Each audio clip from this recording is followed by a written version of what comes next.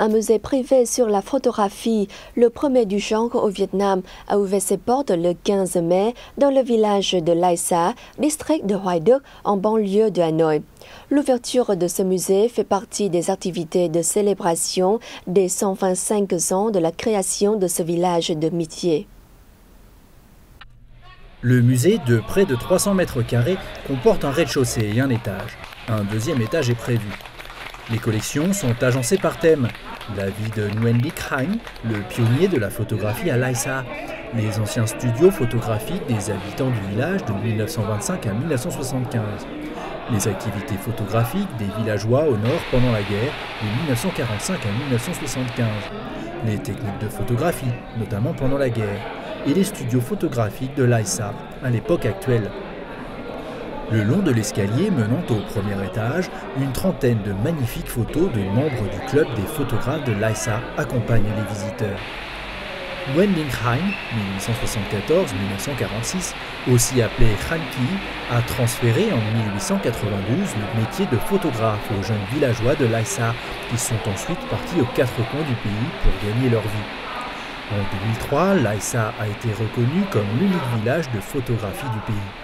C'est pour que les archives et objets liés à ce métier soient préservés et transférés aux générations futures que les autorités et les villageois ont élaboré un projet de musée privé soutenu par les communautés populaires du district de Hoài Đức. Sa construction a été financée à hauteur de 3 milliards de dong par les villageois et des personnes originaires du village. Les travaux ont duré un an, de juin 2015 à juin 2016.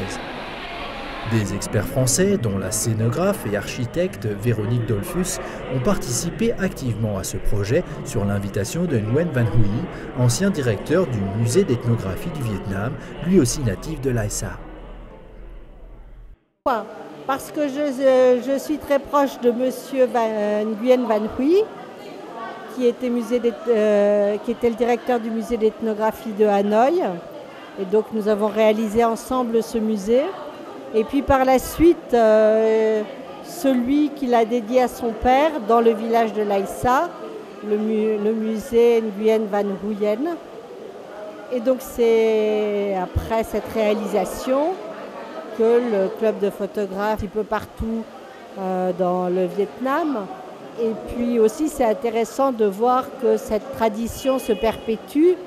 Et c'est très drôle de voir comme même pour l'inauguration aujourd'hui, tout le monde est armé d'un appareil photo, ce qui a bien sûr...